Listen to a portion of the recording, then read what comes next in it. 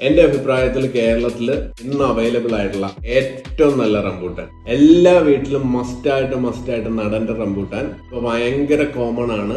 Caesar റംബൂട്ടാനാണ്. ഒരു 5 വർഷം കൊണ്ട് നന്നായിട്ട് ആവടിക്കുന്ന നല്ല വലുപ്പമുള്ള സീസർ റംബൂട്ടാൻ. ആദ്യകാലങ്ങളിലൊക്കെ നമുക്ക് N18 അത്ര ഈൽഡ് ഇല്ലാത്തൊരു റംബൂട്ടാനായിരുന്നു സീസർ.